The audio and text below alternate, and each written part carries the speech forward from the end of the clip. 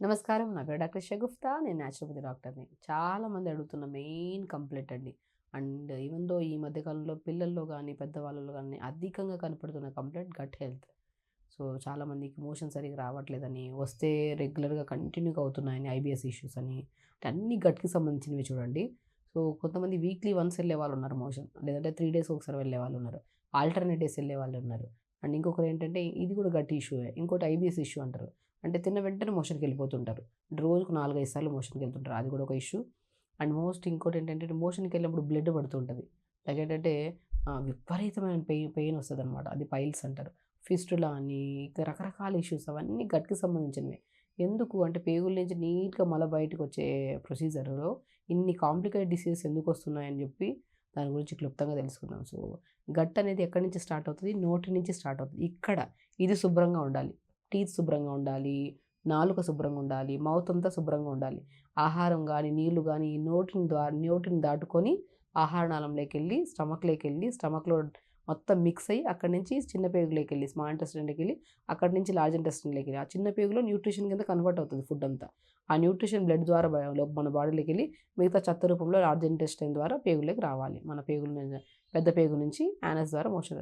So, ఇదంతా ఎక్కడి నుంచి స్టార్ట్ అయింది? మౌత్ నుంచి. సో, నోరు శుభ్రంగా ఉంచుకోవాలి. నోటి నుంచి స్టార్ట్ అవుతది గట్. సో, కాబట్టి మనం తాగే నీళ్లు గానీ, తినే ఫుడ్ గానీ చాలా హెల్తీగా, కాన్షియస్‌గా తినాలి. సో, నేను అది కూడా చెప్తుంటాను. గట్ హెల్త్ బాగా అంటే పాడవడానికి మెయిన్ కారణం మనం తినే టైమింగ్. మార్నింగ్ టైంకి తినాలి బ్రేక్‌ఫాస్ట్. అది కూడా మనకెంత రాగి పిండి గానీ, జొన్న పిండి గానీ, సజ్జ పిండి గానీ కలుపుకొని సొరకాయని బాగా తురిమేసి, కొద్దిగా మునగాకేసి బాగా కలిపేసి దాంతో దోసలేసుకోండి. సో, మనము ఇడ్లీ, దోస, వైట్ ఇడ్లీలు, ఆ రవ్వ ఇడ్లీలు, తెల్లటి రైస్‌తో కలిపిన దోసలు అవి కాకుండా, సో, న్యూట్రిషన్ పరంగా పర్ఫెక్ట్‌గా ఉంటే గట్ ఎప్పుడు గుడ్ బ్యాక్టీరియాతో హెల్తీగా ఉంటది.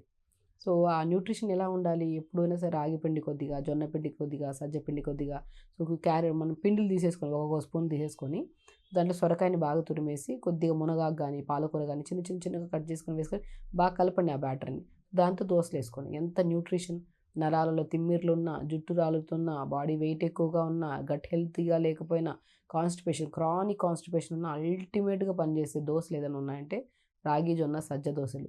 దాంట్లో కొద్దిగా లీఫీ వెజిటబుల్స్, కొద్దిగా వెజిటబుల్ గూడా. అంటే సొరకాయని వెజిటబుల్‌గా వాడుతున్నాం. లీఫీ వెజిటబుల్స్ ఏదో ఒక ఆకుకూరేసుకొని దోసలు చేసుకొని తినండి. సో, తినడం స్టార్ట్ చేసిన తర్వాత నుంచి మీకు గట్‌లో గుడ్ బ్యాక్టీరియా ఫార్మ్ అయిపోయి మోషన్ కూడా సాఫ్ అవ్వడం స్టార్ట్ అవుతది. సో, అలాగ మార్నింగ్ పూట టిఫిన్ అలా తీసుకొని లంచ్‌కొచ్చిన తర్వాత బ్రౌన్ రైస్. నేను బ్రౌన్ రైస్‌లో కొద్దిగా పెసరపప్పేసి, వెజిటబుల్స్ ఎక్కువకేసి కిచిడీ చేసుకోండి. సాఫ్ట్‌గా ఉంటది. సో, తినడానికి కూడా చాలా చాలా టేస్టీగా ఉంటది. సాఫ్ట్‌గా కూడా ఉంటది. ఇందులో మోర్ ఫైబర్ చూడు మనకి రైస్ ఉందా, వెజిటబుల్స్ ఉన్నాయి, ఆకుకూరలు ఏదో ఒకటి మిక్స్ చేసుకొని తిన్నామనుకోండి.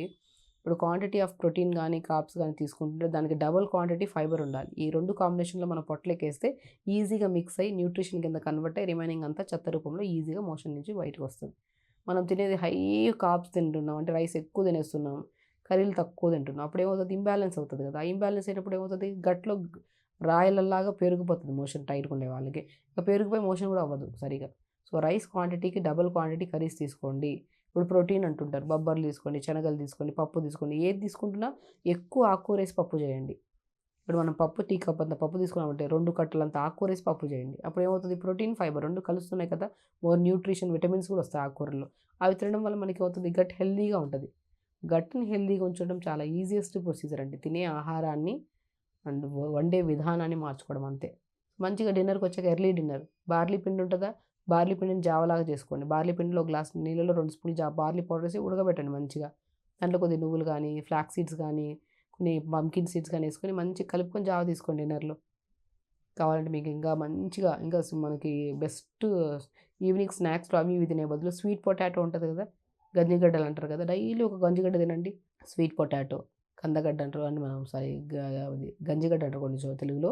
బట్ కొన్ని ప్లేసెస్‌లో కొన్నిలాగా పిలుస్తారు. బట్ స్వీట్ పొటాటో మంచిది. మంచిగా ఉడకబెట్టుకొని తినారనుకోండి చాలా ఫైబర్ ఉంటది. వద్దన్న మోషన్ మార్నింగ్ అయిపోతది మనకి. స్వీట్ కార్న్ గానీ, స్వీట్ పొటాటో గానీ ఇవన్నీ ఫుడ్ ద్వారా మంచి ఫైబర్ ఇవ్వాలండి. బాడీకి ఎంత మంచి ఆహారం ఇస్తామో, అది ఎంత న్యూట్రిషన్ కింద కన్వర్ట్ అయ్యి మంచి బ్లడ్‌గా కలిసి ఎనర్జీ కింద కన్వర్ట్ అయ్యి రిమైనింగ్ అంతా నీట్‌గా సాఫ్ట్‌గా వచ్చేస్తది. తినే ఫుడ్‌లో మంచిగా హెవీనెస్ ఉండి, ఫైబర్ గాని, న్యూట్రిషన్, విటమిన్స్ లేకపోతే ఈ 2 కంబైన్డ్ అవ్వవు. కంబైన్డ్ కాకపోవడం వల్ల మనం మిక్స్ అవ్వక ఏం చేస్తాం? ఇప్పుడు ఎగ్జాక్ట్‌లీ షింక్ తీసుకోండి. ఈ షింక్‌లో మనం చెత్తంతా ఏసామనుకోండి, షింక్ నుంచి బయటికి వాటర్ రావు మనకి. సో, అది కొద్దిగా డైల్యూట్ చేసేసుకొని మనము దాన్ని సాఫ్ట్‌గా, స్మూత్‌గా చేసుకొని ఏసామనుకోండి ఈజీగా వచ్చేస్తాయి. ఫుడ్‌తో పాటు నీళ్ళు కూడా నీట్‌గా బయటకొచ్చేస్తాయి. ఇంకా క్లీన్‌గా ఉంటది. అట్లాంటిదే మన స్టమక్ గూడా. మంచి గట్టి పదార్థాన్ని నమలకుండా తినడం కూడా పెద్ద తప్పు. నమలాలి. ఆహారాన్ని బాగా నమిలి, నమిలి ఆస్వాదిస్తూ తినాలి. ఇక్కడ ఎదురుగా మొబైల్ ఉంటది. తింటుంటాం. ఏదో నమలకుండా తింటున్నాం. అది కూడా గట్ ఇష్యూని చాలా కారణమవుతది. అన్నం తినడం ప్రశాంతంగా ఆస్వాదిస్తూ తినాలి. వాటర్ కూడా గంటకి కొద్దిగా నీళ్ళు తాగాలి. So, sweet potato, sweet corn చాలా అద్భుతంగా పనిచేస్తాయి కాన్‌స్టిపేషన్‌కి. సాఫ్ట్‌గా మోషన్ అవుతది మనకి. రెగ్యులర్‌గా ఫుడ్‌లో యాడ్ చేసుకోవాలి. స్నాక్స్ అని, బయట చిప్సు, కూల్ డ్రింక్‌లు అవి ఇవి ఆఫ్‌కోర్స్ అందరికీ చాలా మంచి అవగాహన ఉంది. అలాంటి తప్పు చేయట్లేదు. బట్ తినే ఆహారాన్నే మనం క్రమంగా మంచిగా న్యూట్రిషియస్‌గా వండుకోవాలి. దాంతో పాటు మనం రెగ్యులర్‌గా నేను యోగా చేయమంటూ ఉంటాను. యోగా పొద్దున్నే పరిగడుపున చేయడం స్టార్ట్ చేస్తే అండి త్రూఅవుట్ ద డే యాక్టివ్‌గా ఉంటాం మనం.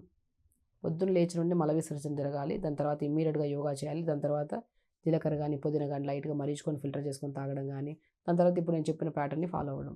గట్ 100% హెల్తీగా ఉంటది. గుడ్ బాక్టీరియా ఫార్మ్ అవుతది. అండ్ మోర్ ఓవర్ మీకు ఎలాంటి ఇష్యూస్ రావు. సో, కాబట్టి గట్ హెల్తీగా ఉండడం వెరీ సింపుల్ టెక్నిక్స్. ఇవి చేసుకోండి. గట్‌ని హెల్తీగా ఉంచుకోండి.